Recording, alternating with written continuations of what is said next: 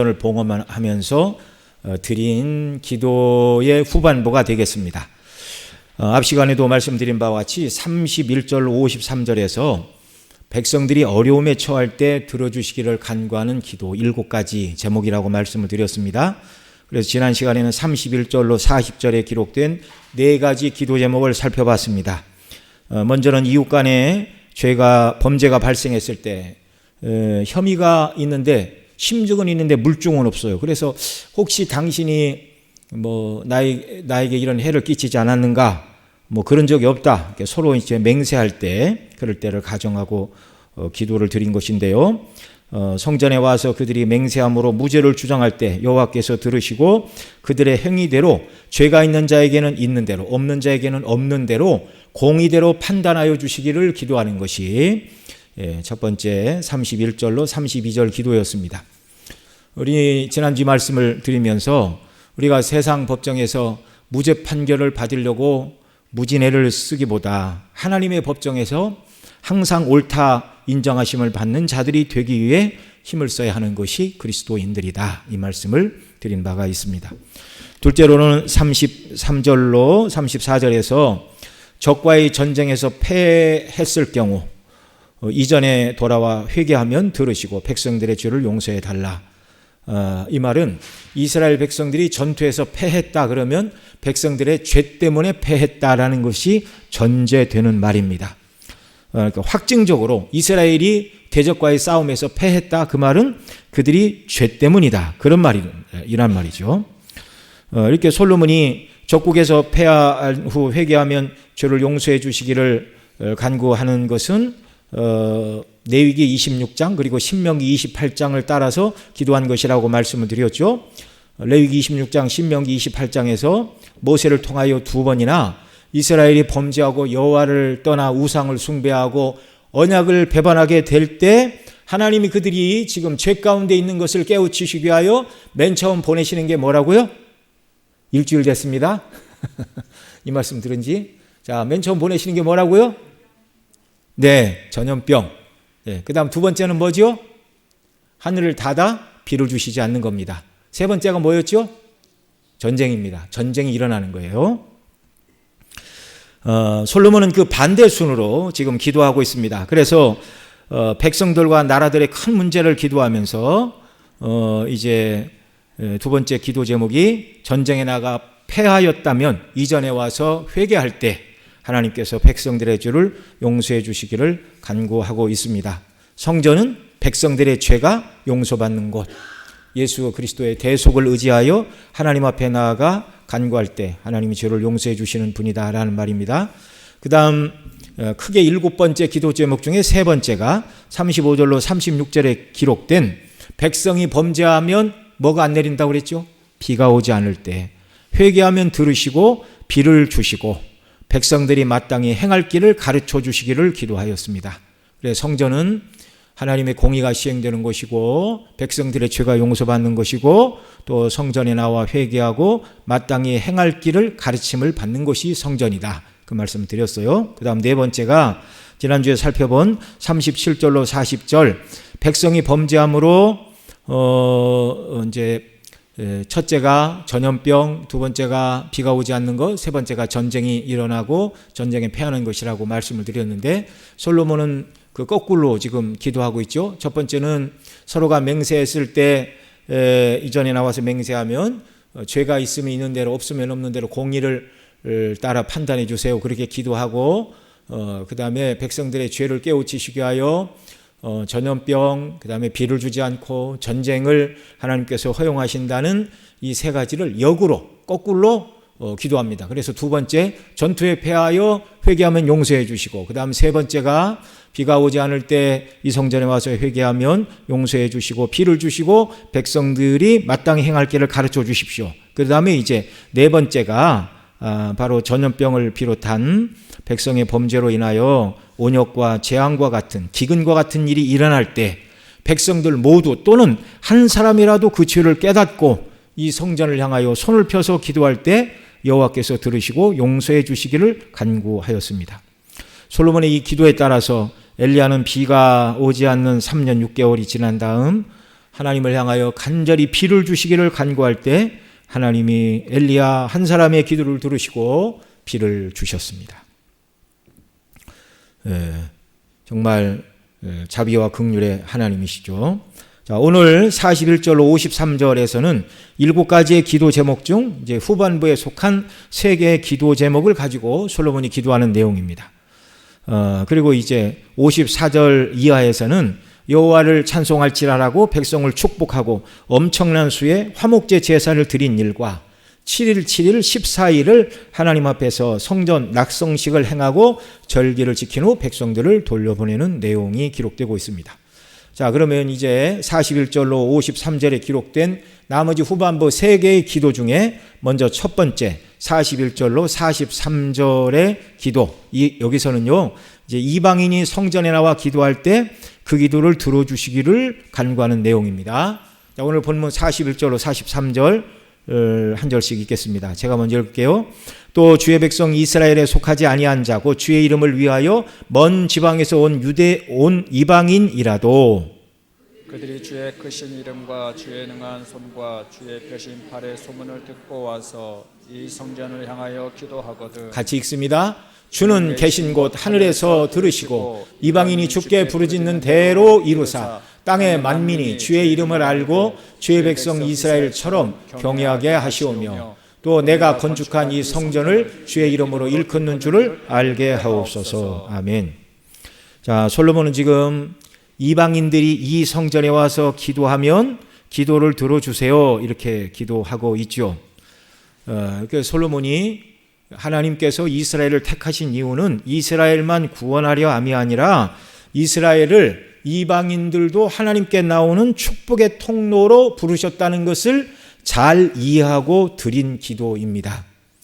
여호와 하나님께서 이스라엘의 조상 아브라함과 맨 처음 언약을 맺으실 때 창세기 12장 3절에 보면 이렇게 말씀하셨어요. 너를 축복하는 자에게는 내가 복을 내리고 너를 저주하는 자에게는 내가 저주하리니 땅의 모든 족속이 너로 말미암아 복을 얻을 것이라 하신지라. 그러니까 아브라함은 175세 살고 죽었잖아요. 그런데 어떻게 아브라함이 땅의 모든 족속의 복의 근원이 될 수가 있습니까? 이 말은 아브라함의 씨를 통하여 모든 민족들이 복을 받게 될 것이라는 그 말씀이에요. 그 씨가 누구인가? 갈라디아서 3장 16절에서는 이렇게 말합니다. 같이 읽습니다. 이 약속들은 아브라함과 그 자손에게 말씀하신 것인데 여럿을 가리켜 그 자손이라 하지 아니하시고 오직 한 사람을 가리켜 내 자손이라 하셨으니 곧 그리스도라. 아멘. 아브라함에게 하신 언약의 핵심은 아브라함의 씨로 오실 예수님 통해서 이 땅의 모든 족속, 유대인뿐만 아니라 이방인들도 예수님 통해서 정확하게 예수님의 십자가의 대속의 은혜를 믿음으로 구원 얻도록 이렇게 하셨어요. 그리고 이게 아브라함의 씨로 말미암아 이방인들이 복을 얻는 내용입니다. 죄사함을 얻고 하나님의 자녀가 되는 복. 이스라엘 백성들을 하나님께서 택하신 것은 그들만을 유일하게 구원하고자 함이 아니었어요. 이것을 모르는 유대 납비 어떤 사람은 이렇게 대답을 합니다. 납비여, 하나님께서 이방인을 왜 지으셨습니까? 그랬더니 한참 고민을 하고 이 탈무드에 나오는 말이에요. 뭐라고 대답을 했습니까? 하나님께서 이방인을 지으신 이유는 지옥의 땔감으로 쓰기 위해서 이방인을 지었다. 이게 유대 납비들이 하는 말입니다. 성경을 모르면 그렇게 무식한 말을 하는 거예요. 하나님께서 그들을 택하셔가지고 세계 변방 깊숙한 곳, 아무도 왕래하지 않는 곳에 그들만 뽑아서 그들만 살게 하시고 그들의 예배만 받으시고 그들만을 구원하시려고 하나님이 이스라엘을 택한 게 아닙니다. 여러분, 이스라엘 땅은 우리나라도 지정학적인 위치로 반도 끝에 있고 그래서 이제 아래는 이제 섬나라 일본이 이제 일본이 강하면 한반도고 저 중국으로 가고 뭐 이렇게 우리가 지정학적으로 많은 고통을 받았다 그렇게 얘기를 하는데 이스라엘에 비하면 우리나라는 아무것도 아닙니다. 반도가 끊어져 가지고 뭐 이렇게 막 이제 대륙에서 일본까지 막 우리나라를 통해서 가고 뭐 그렇게 할 필요도 없어요. 근데 이 이스라엘은 우리나라보다 더 사람들의 왕래가 빈번한 곳에 두셨어요. 지중해 연안 팔레스타인, 그 북쪽으로는 강력한 아수르와 바벨론이 거주했던 나라입니다. 지금 이제 이란, 이라크, 이런 나라들이죠. 그 다음에 남쪽으로는 강력한 애굽과 스바 이런 나라들, 아프리카 쪽에.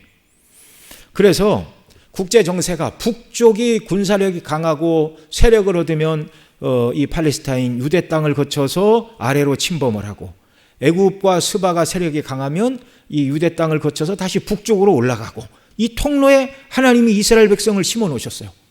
그 다음에 군사뿐만 아니라 북쪽의 모든 물자가 이스라엘 거쳐 남쪽으로 내려가고, 남쪽의 물자가 이스라엘 땅을 거쳐 북쪽으로 올라가는 이제 교통의, 무역 교통의 요지가 또 역시 이스라엘 땅입니다.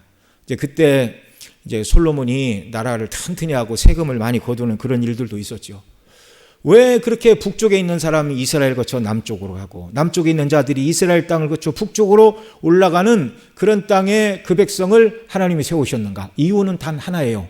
그 땅에 거하는 백성들이 여호와 하나님을 경외하는 것을 보고, 이들이 땅도 변변치 않고 군대도 변변치 않은데 어떻게 이렇게 복을 누리는가? 이유는 하나, 여호와 하나님을 경외하기 때문이라는 것을 북과 남에 있는 이방인들도 보고, 그들도 이스라엘을 통하여 하나님께 나아가는 통로로 하나님이 이스라엘을 쓰시려고 하나님께서 이스라엘 먼저 부르셨다는 말입니다. 오늘날 저와 여러분을 구원하신 이유와 목적도 여기에 있음을 여러분 기억하시기 바랍니다. 그래서 출애굽 당시 시내산에서 이스라엘 백성 전체와 하나님이 언약을 맺으시면서 뭐라고 그랬어요? 내가 너희 중에 레위 지파 중에 아론의 자손들만 제사장으로 나와 언약을 맺자, 그렇게 하신 것이 아니라 이스라엘 민족 전체를 향하여 너희는 내 소유가 되고 열방 가운데 제사장 나라가 되라고, 이스라엘 민족 전체, 나라 전체를 하나님의 왕 같은 제사장으로 하나님이 삼아주셨어요. 레위 지파에 있는 아론과 그의 후손만 제사장이 아니라 전체 열방과 관계에서 볼 때 하나님이 이스라엘 전체를 제사장 나라로 삼으셨다고요. 이유가 뭐라고요? 그 이스라엘을 통하여 이방 민족들이 하나님께로 돌아오는 통로로 사용하시겠다라는 말입니다. 훗날 이사야를 통하여 하나님께서는 이스라엘을 이방의 빛이 되게 하여 이방의 많은 사람들을 여호와께 돌아오는 통로로 사용하실 것을 명시적으로 이렇게 말씀하십니다. 이사야 42장 6절 7절 같이 읽죠. 시작. 나 여호와가 의로 너를 불렀은즉 내가 내 손을 잡아 너를 보호하며 너를 세워 백성의 언약과 이방의 빛이 되게 하리니, 내가 눈먼 자들의 눈을 밝히며 갇힌 자들을 감옥에서 이끌어내며 흑암에 앉은 자들을 감방에서 나오게 하리라. 이게 이스라엘이 민족적으로 하나님께 받은 사명입니다. 곧 제사장 나라. 그래 어떻게 하라고요? 어떻게 하라고요? 이방의 빛이 되게 하여 눈먼 자들에게는 눈을 밝혀주고 갇힌 자들을 감옥에서 이끌어내며 흑암에 앉은 자들을 감방에서 나오라. 여기 눈 멀었다, 감옥에 갇혔다, 흑암에 앉았다, 그 말은 죄의 어둠 가운데 있는 자들을 말하는 것입니다. 구원의 빛으로 하나님께로 인도하는 사명을 하나님께서 이스라엘 백성 모두에게 주신 것입니다. 그래서 이사야 또 19장 24절 25절에 보면 여호와께서 이스라엘만 구원하시는 것이 아니라 애굽과 아수르 가운데서도 구원의 복을 받을 자들이 있다는 걸 이렇게 말씀하세요. 같이 읽습니다. 그날에 이스라엘이 애굽 및 아수르와 더불어 셋이 세계 중에 복이 되리니, 이는 만군의 여호와께서 복을 주시며 이르시되 내 백성 애굽이여, 내 손으로 지은 아수르여, 나의 기업 이스라엘이여, 복이 있을지어다 하실 것임이라. 이스라엘을 중심으로 애굽은 남쪽에 있고 아수르는 북쪽에 있죠. 그러니까 북과 남에 있는 아수르와 애굽 두 나라뿐만 아니라 모든 민족들이 바로 유대인들을 통하여 복음을 듣고 하나님의 구원의 은혜가 임하게 될 것임을 이렇게 말씀을 하고 있는 것입니다. 솔로몬이 예루살렘 성전을 건축하고 지성소에 거룩한 언약궤를 안치하고 나서 하나님께 기도하는 기도의 제목 중에 다섯 번째가, 이방인이 이곳에 와서 하나님께 기도하면 그 이방인들의 기도를 응답해 달라는 이 기도, 그들도 복음을 듣고 하나님께 나아올 때 그들도 하나님의 백성으로 받아주시라는 간구입니다. 그러니까 참 솔로몬은 구약 백성이지만 대단한 신학자예요. 그래서 오늘 읽은 대로 본문 41절로 43절에서 이렇게 기도했습니다. 한번 다 같이 더 읽습니다. 41절로 43절 시작.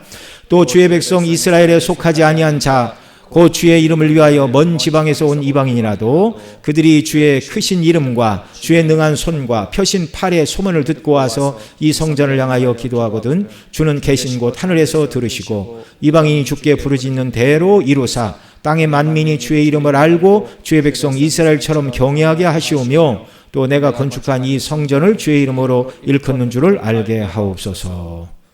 솔로몬의 이 기도는 성경 전체에 비추어 볼 때 합당한 기도입니다. 신약의 사도 바울은 에베소서 3장 6절로 7절에서 이렇게 말했어요. 이는 이방인들이 복음으로 말미암아 그리스도 예수 안에서 함께 상속자가 되고 함께 지체가 되고 함께 약속에 참여하는 자가 됨이라. 그러니 구약에 이방인의 구원의 말씀이 없다 이렇게 말해서는 안 되는 것입니다. 구약으로 하면 유대인 입장으로 보면 저와 여러분 모두는 이방인이었습니다. 이런 저와 여러분들에게 은혜를 주셨으니 우리도 하나님 앞에서 죄인들이 우리 교회를 통하여 정말 또 저와 여러분이 전도하는 복음의 말씀을 듣고 구원 얻는 일들을 위해 더 기도하고 섬기는 역사가 우리에게 있기를 바랍니다. 교회에서 이렇게 목사님들이 늘 하시는 얘기를 들으면 그냥 늘 전도하라는 얘기만 하고 늘 말씀대로 순종하라고 하고 하나님을 위해서 살라고 그러고 도대체 나는 뭐냐 이런 생각이 드십니까? 이렇게 살아갈 때 인생이 참된 만족을 누리게 되고 기쁨이 거기에 있고 삶의 의미가 충만하기 때문에 그런 줄 믿으시기 바랍니다. 하나님이 저와 여러분을 지으시되 하나님 의존적인 존재로 지으셨어요. 하나님 뜻을 추구하며 살아가는 자들로 지으셨어요. 이 포인트를 놓치면 인생이 방황스럽습니다. 출세를 하고 돈을 많이 모으고 원하는 것을 다 한다 할지라도 만족이 없습니다. 기쁨이 없습니다. 그 다음 두 번째로 44절로 45절에서는 전쟁을 위해서 출격할 때 이 성전을 향해서 먼저 기도하거든 그들의 기도를 들으시고 그들의 일을 돌아보아 주시기를 기도하고 있습니다. 전쟁의 때, 위기의 때이죠. 자, 44절, 45절 같이 읽습니다. 시작. 주의 백성이 그들의 적국과 더불어 싸우고자 하여 주께서 보내신 길로 나갈 때에 그들이 주께서 택하신 성읍과 내가 주의 이름을 위하여 건축한 성전이 있는 쪽을 향하여 여호와께 기도하거든 주는 하늘에서 그들의 기도와 간구를 들으시고 그들의 일을 돌아보옵소서. 아멘. 자, 33절로 34절이 전쟁에 패한 후에 죄를 고백하면 죄를 용서해달라는 기도했는데 여기서는 주의 백성들이 적국과 더불어 싸우고자 하여 주의 보내신 길로 갈 때 전쟁에 앞서 기도할 때 이 기도를 들어달라 이렇게 기도하고 있습니다. 만일 백성들이 전투에 나가기 전에 진실로 하나님께 기도하고 죄를 회개하고 나갔다면 전쟁에 패하지 않았겠죠. 여러분 이스라엘은 이유 없이 대적을 침략하고 빼앗기 위한 전쟁을 벌이는 자들이 아니었습니다. 여기 있는 것처럼 주의 보내신 길로 갈 때 주의 백성이 그들의 적국과 싸우고자 하여 주께서 보내신 길로 나아갈 때 그러니까 이스라엘은 언제 전쟁할 수가 있었어요? 하나님께서 나가서 싸우라 공의를 시행하기 위하여 이스라엘이 침략을 받았을 때 뭐 이런 경우들 여호와의 명하신 정당한 전쟁만 수행을 해야 했습니다. 그러나 여러분 전쟁에 나가서 져도 되는 전쟁은 없습니다. 전쟁에 나가면 군인들은 어떻게 해야 돼요? 반드시 이겨야 돼요. 지면 어떻게 돼요? 군인인 자기만 죽는 것이 아니고 남은 여인들과 아이들은 노예로 팔려가야 됩니다. 그래서 이스라엘은 의로운 전쟁을 해야 했고 전쟁에 나가면 반드시 이겨야 했습니다. 그래서 이 위기의 때, 고난의 때 하나님이 함께해 주시기를 간구하는 것입니다. 여러분 출애굽 당시 아말렉이 이스라엘을 뒤에서부터 공격할 때 모세가 아론과 훌과 더불어 산에 올라가 기도하였어요. 모세의 손이 올라가면 이스라엘이 이겼고 모세가 피곤하여 팔이 내려오면 아말렉이 이겼습니다. 그러자 아론과 훌이 큰 돌을 갖다가 놓고 모세로 하여금 거기 앉게 하고 아론과 훌이 좌우에서 모세의 양팔을 하나씩 이렇게 들어 올려 해가 지도록 손이 내려오지 않았고 계속 손을 들고 기도할 때 이스라엘이 승리를 했던 것을 성경이 기록을 하고 있습니다. 여러분 이것은 무엇을 보여주죠? 하나님께서 명하신 전쟁을 할 때에도 성도는 여전히 무엇 하면서 싸워야 된다고요? 기도하면서 싸워야 된다고. 기도하면서. 우리가 전도도 기도하면서, 사업도 기도하면서, 사람을 만날 때도 기도하면서, 또 성경이 말하는 전쟁과 같이 큰 일을 만난 모든 사람들은 매 순간 기도하며 이 모든 일을 감당해야 한다는 걸 우리에게 가르쳐 주시는 말씀이에요. 자, 그래서 이 기도를 통해서 이 전쟁은 나의 전쟁이 아닙니다. 하나님께서 명하신 전쟁인데 내가 하나님의 전쟁을 수행하는 자가 되게 해 주십시오. 전쟁과 같은 큰 일을 만났을 때 기도함으로 말미암아 내 욕심과 내 뜻이 이루어지는 것이 아니라 내가 하나님의 뜻대로 순종하고 하나님의 전쟁을 수행하고 하나님의 일을 감당하는 자가 되게 해달라는 그런 기도를 드리면서 나가서 싸워야 한다는 것입니다. 여러분, 우리 삶 속에도 전쟁과 같은 많은 일들이 있어요. 사업을 하시는 분들은 입찰에 참여하여 뭘 이렇게 하나를 따내는 일들, 입찰에 참여하여 이런 정말 무슨 계약 건수를 한 해 따내는 일들, 전쟁과 같은 일들이죠. 피가 마르는 일입니다. 또 질병으로 인해서 수술을 하는 큰 일도 전쟁과 같은 일들입니다. 또 때로는 재산 문제로 소송에 휘달리는 수도 있습니다. 그런 일이 없기를 바라지만 이런 모든 일을 만났을 때 성도는 하나님께서 무엇을 기뻐하시고 나에게 원하시는지를 늘 묻고 주의 거룩하신 뜻이 이루어지게 하시고 내 생각과 마음을 주장하사 하나님이 기뻐하시고 원하시는 일을 감당하는 자, 그 일에 힘을 다하고 싸워 이기는 은혜를 달라고 기도해야 하는 줄 믿으시기 바랍니다. 우리 자녀들이 공부하기 위하여 학교 가고 일하기 위하여 직장에 가고 또 병역 의무를 감당하기 위하여 군대에 가는 것 같은 전쟁과 같은 일들이 일어날 때 우리는 나 자신뿐만 아니라 우리 자녀들을 위하여 교회에서 자라나는 후세대들을 위하여 또한 기도해야 됩니다. 그 모든 싸움에서 하나님의 도우심을 입고 잘 감당하여 모든 영적인 전쟁에서 이기는 자들이 되게 해주시기를 위해 기도해야 됩니다. 여러분, 크고 작은 모든 일들을 다 주 앞에 간구하는 역사가 있기를 바랍니다. 어떤 분은 그래요. 자잘한 일은 내가 하고 큰 일만 기도하겠다. 여러분, 하나님 은혜 안 주시면 자잘한 일을 우리가 할 수 있어요? 제가 50견이 와가지고요, 팔 드는 것도 어렵더라고요. 여러분, 밥 먹는 건 그건 뭐 당연한 거 아닙니까? 그래요, 안 그래요? 그러나 어디 어깨 한번 아파 보십시오. 밥 먹는 게 그렇게 쉬운 일인가? 정말 우리는 연약한 존재예요. 아무것도 아니에요. 하나님이 매 순간 지키시고 은혜 주시지 않으면 일상적인 삶을 살아가는 것조차도 버거운 게 인생입니다. 그러니 모든 일에 기도해야 되고, 특히 전쟁과 같은 큰 일을 만났을 때 염려하거나 두려워하거나 사람 의지하지 말고 먼저 주 앞에 간구하는 귀한 역사가 있기를 바랍니다. 이렇게 기도하라는 것은 내 생각을 버리라는 거예요. 내 방식을 버리라는 거예요.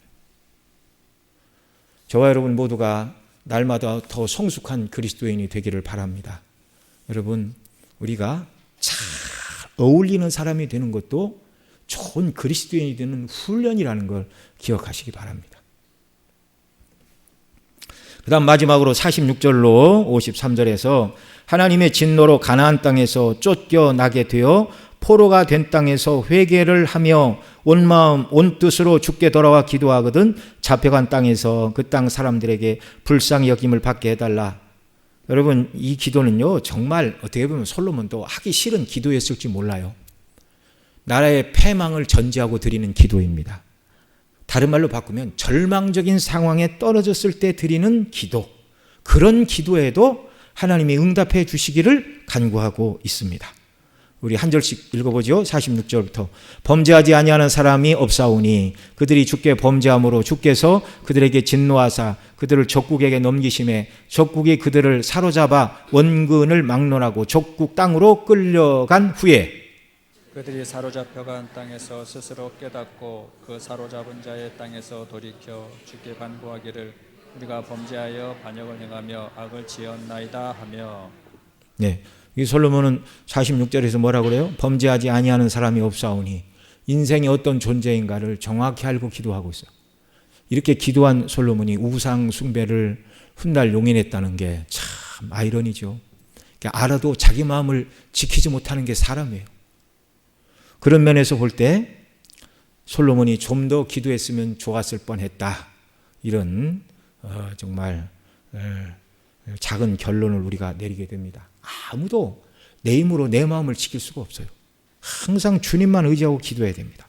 46절 자기를 사로잡아간 적국 땅에서 온 마음과 온 뜻으로 주께 돌아와 주께서 그들의 조상에게 주신 땅 곧 주께서 택하신 성읍과 내가 주의 이름을 위하여 건축한 성전이 있는 쪽을 향하여 주께 기도하거든.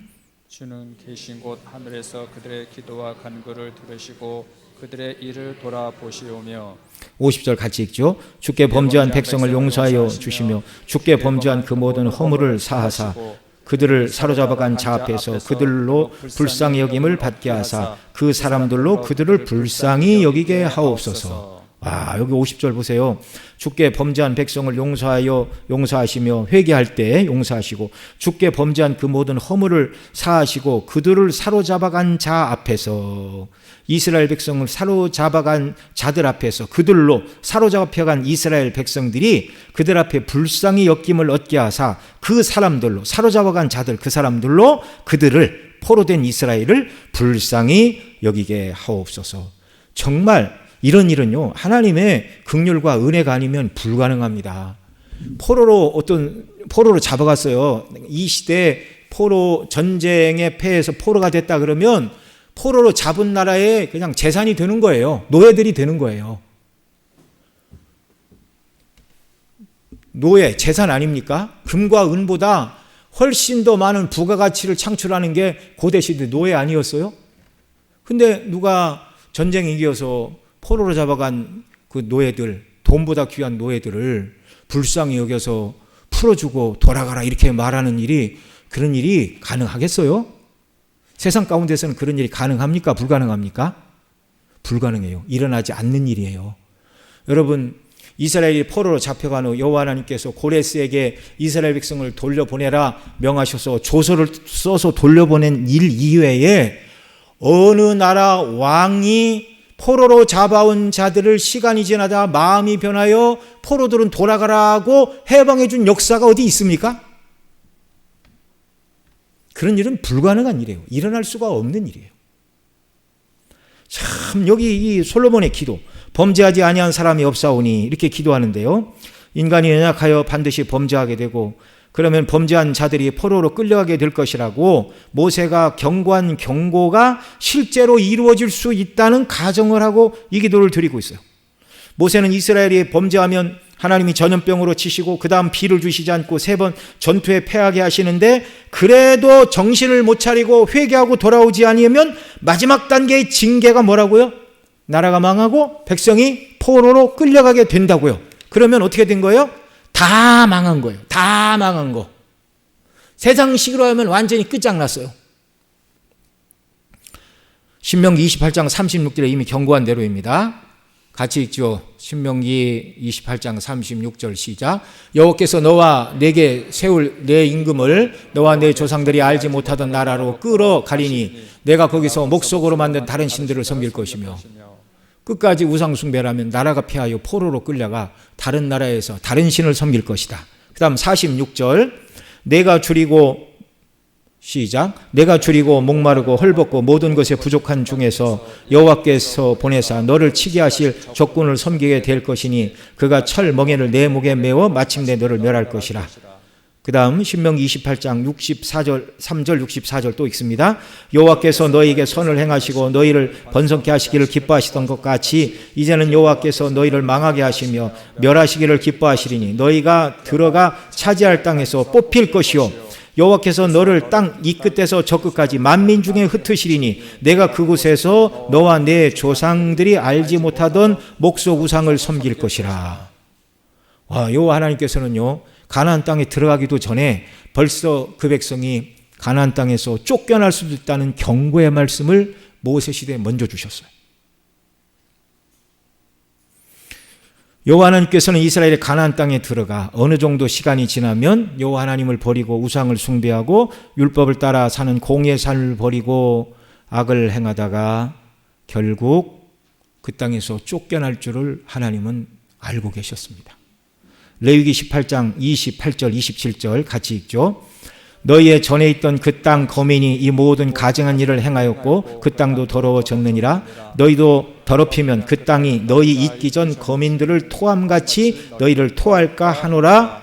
말씀하신 대로 결국 그 땅이 그들을 토하여 망하게 되는 일이 훗날 일어났죠.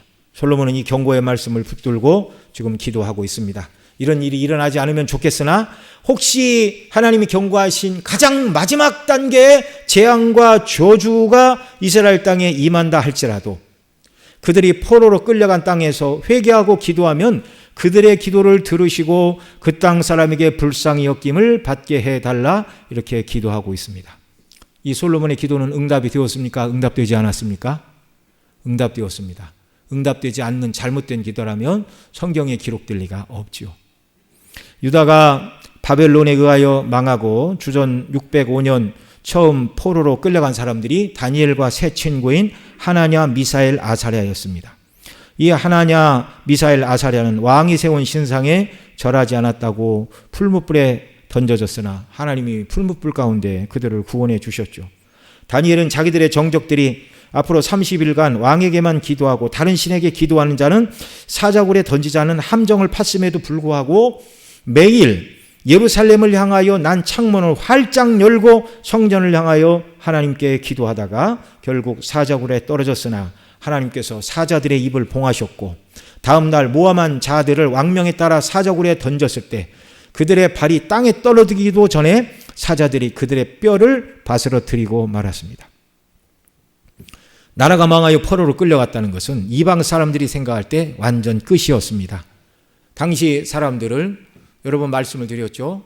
A와 B 나라가 전쟁을 하면 예를 들어서 A 나라는 나라가 B라는 나라를 이기면 사람들의 싸움 이전에 A라는 나라에서 섬기는 신과 B라는 나라에서 섬기는 신이 먼저 전쟁을 해서 A 나라에서 섬기는 신이 승리한 결과가 A라는 나라가 B라는 나라를 이기는 것으로 나타난다. 그렇게 믿던 신화가 지배하던 가치관을 갖고 살아가던 사람들이었습니다. 그러니까 이방인들이 볼 때 이스라엘 백성들이 나라가 망하고 포로가 끌려왔다. 그러면 이 말은 무슨 말이에요? 여호와 하나님이 능력 없는 분이고 그들을 도와줄 이방 세력의 신들을 이기고 이스라엘 백성을 구원해낼 만한 능력이 없는 신이라는 것을 증명이 됐다. 이렇게 이해를 하는 겁니다.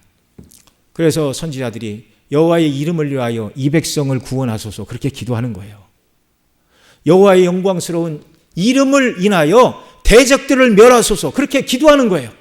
땅에 떨어진 하나님의 이름의 영광을 되찾으셔야 하지 않겠습니까? 그러니 이방인들을 멸하시고 원수를 갚아주시기를 원합니다. 여러분, 다니엘은 포로된 그 땅에서 예레미야의 서책을 읽다가 포로 기간이 70년이라는 것을 깨닫고 하나님 앞에 간절히 기도합니다.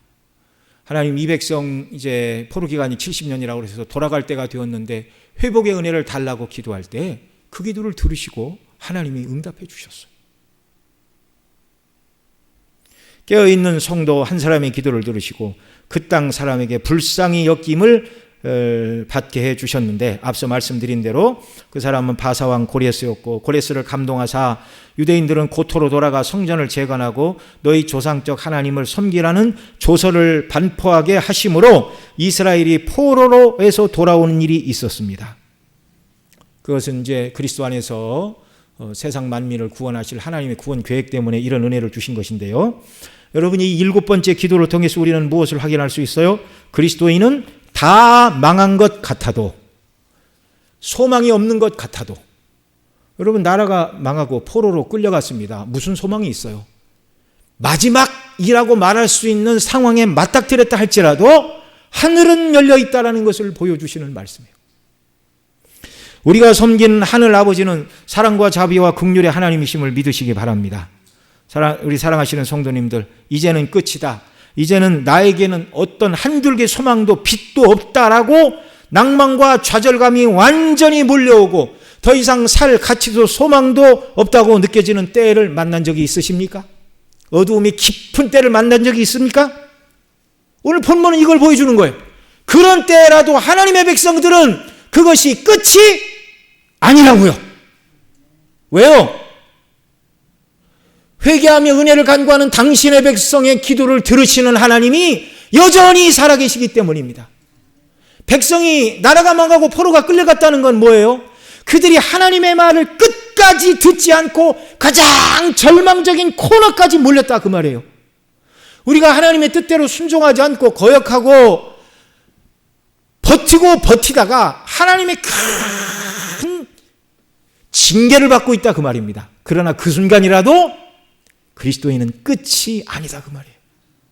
이거 얼마나 놀라운 얘기입니까?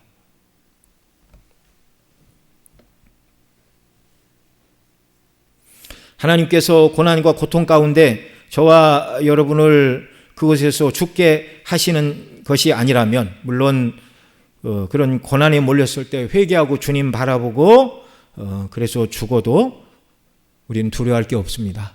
영원한 영광으로 하나님 우리를 맞이하시기 때문입니다. 예. 그러나 그 고통과 고난으로 인해서 우리가 죽는 것이 하나님의 뜻이 아니라 다른 뜻이 있다면, 진실로 죄를 회개하고 하나님의 도우심과 은혜를 간구할 때 우리는 생각지 못하는 방법, 우리뿐만 아니라 사람 어느 누구도 생각하지 못한 길을 열어주시는 분이 하나님이시라는 걸 믿으시기 바랍니다. 자신의 실수로 큰 어려움을 맞는 사람이 있다면 사사 삼손이었습니다. 그가 사사의 책무를 잃어버리고 이렇게 방탕하게 살아가고 자기 힘의 근원이 무엇인가 다 누설을 하고 눈이 뽑히고 연자맷돌을 메고 수치를 당하는 그런 일이 있었어요. 그러나 그가 각성하고 회개하고 하나님의 은견을 간구할 때 그 다곤 신전에서 기둥을 밀어버리고, 그가 죽을 때 죽인 블레셋 원수가 살았을 때 죽인 자보다 더 많다, 성경이 이렇게 말을 하고, 마지막 그 자리에서 회개하고 하나님의 은혜를 간구한 이 삼손, 히브리서 11장에 보면 당당히 믿음의 영웅들의 반열에 그의 이름이 올라가 있습니다. 사랑하시는 주의 자녀된 우리 성도님들, 어떤 난관에서도 낙심하지 말고 좌절하지 말고 끝까지 그리스도의 대속의 은혜를 의지하여 하나님 아버지께 나가 저를 회복시켜 주시고 하나님의 영광을 위한 도구로 사용해 달라고 기도하시기 바랍니다. 우리만 기도하는 것이 아니라 우리의 중보자 되신 예수 그리스도께서 하나님 우편에서 또한 우리를 위하여 중보 기도하심을 믿으시기 바랍니다. 참, 여러분 믿으세요. 성경이 기록하고 있잖아요. 우리 같으면 아니 나같이 볼품없고 별볼일 없는 자의 기도를 들으신다고? 아니 나의 주님이 나 같은 인생을 위해서 중보를 하신다고? 근데 성경은 뭐라고 그래요? 그렇게 하신대. 당신의 피로 값주고 사셨기 때문에. 내가 생각해도 자격이 없는 나인데 오직 예수님의 대속의 피로 죄사함을 받은 하나님의 자녀라는 이유로 하나님 우리 기도를 받으시고 예수님이 저와 여러분을 위하여 중보 기도하심을 믿으시기 바랍니다. 그리고 하나님이 사람들이 생각할 수 없는 방법으로 문제를 해결하시고 길을 열어주시는 분이심을 믿으시기 바랍니다. 예. 여러분 이런 말씀이 간절하게 들리는 분들은요, 정말 내 처지가 정말 하나님이 도와주시지 않으면 헤쳐나갈 길이 없다, 마지막 궁지에 몰렸다 라는 분들에게 정말 이 말씀이 힘이 되기를 바랍니다.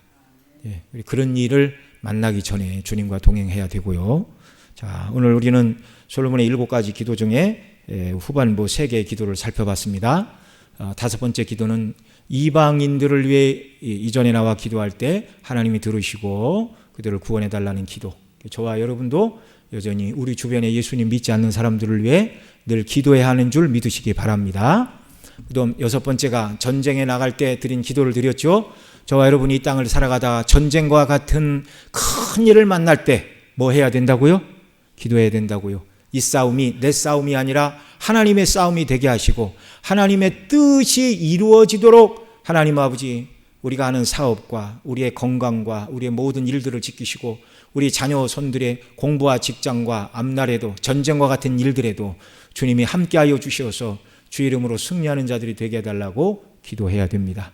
그리고 마지막으로 정말 나 자신이 또는 우리 주변에 어떤 형제가 정말 더 이상 떨어질 수 없을 것 같은 큰 절망과 낭만과 하나님의 징계 아래 있을 때 나 자신을 위하여 그들을 위하여 주님 앞에 기도하시기 바랍니다. 하나님이 반드시 들으시고 다 끝난 것 같은 그런 지경에서도 하나님께서 피할 길을 내시고 은혜를 주시고 공급하시는 능력의 하나님. 여러분 이스라엘 백성들 광야 살아갈 때 농사 지을 수 없는 땅에 먹을 것이 다 떨어졌을 때 하나님이 하늘 문을 열고 만나를 내려주셨어요. 하나님의 손은 그때나 지금이나 짧지 않은 줄 믿으시기 바랍니다. 문제는 우리가 하나님을 얼마나 의지하고 가까이 하는가, 이것만이 오직 우리 인생의 관건이 되는 것입니다. 우리 기도가 하나님께 상달되고 마음을 쏟는 진실한 기도, 범죄했을지라도 회개하며 하나님의 은혜를 간구하는 이 기도, 하나님이 들으심을 믿으시기 바랍니다. 이런 기도는요, 내일 아침에 여러분 해가 뜨겠어요? 안 뜨겠어요? 아마 뜰 겁니다. 밤에 예수님이 재림하시지 않는다면. 그러나 그것보다 더 분명한 게 간절한 당신의 백성들의 기도를 하나님이 들으신다는 것, 응답하신다는 것 믿으시기 바랍니다. 기도하겠습니다. 하나님 아버지, 정말 우리도 솔로몬처럼 하나님의 말씀 붙들고 기도하는 자들이 되게 하여 주시옵소서. 아버지 하나님, 이방인들이 구원 얻는 일들을 위하여 기도하는 저희들, 우리 가운데 이방인은 예수님 모르는 사람이 다 이방인입니다. 우리도 은혜로 구원받았으니 우리 주변에 있는 사람들이 예수님께로 돌아오는 일들을 위하여 기도하는 저희들이 되게 하여 주시옵소서. 또 우리와 우리 자녀손들이 전쟁과 같은 큰 일을 만났을 때 하나님이 도와주시고 하나님이 기뻐하시는 전투를 치르는 목적이 분명한 삶, 또 하나님의 도우심 가운데 승리하는 자들이 되기를 위하여 늘 큰 일이나 작은 일이나 기도로 주 앞에 나가는 저희들이 되게 하여 주시고, 또 이스라엘이 나라가 망하고 포로로 끌려간 이제는 끝장이고 더 이상 어떤 소망도 없다라고 말하는 절망적인 상황에서라도 하나님 앞에 나아가 회개하고 기도하고 은혜를 간구하면 포로로 잡아간 자들에게 긍휼을 베풀어 주시기를 간구한 이 솔로몬의 기도와 같이 우리가 절망적인 상황에서도 주 앞에 나가 기도하면 그 상황을 바꾸시고 우리를 괴롭게 하는 자들이 우리의 도움이 되게 하신다는 이 약속의 말씀을 붙들고 기도를 쉬지 않는 저희들 모두가 되도록 은혜를 베풀어 주시옵소서. 기도의 즐거움을 알게 하시고 기도하는 자의 기도를 들으시고 응답하시는 하나님의 응답을 인하여 감사함으로 이 땅을 살아가는 주의 백성들 모두가 되게 하여 주옵소서. 우리 구주 예수님의 이름으로 기도드리옵나이다. 아멘.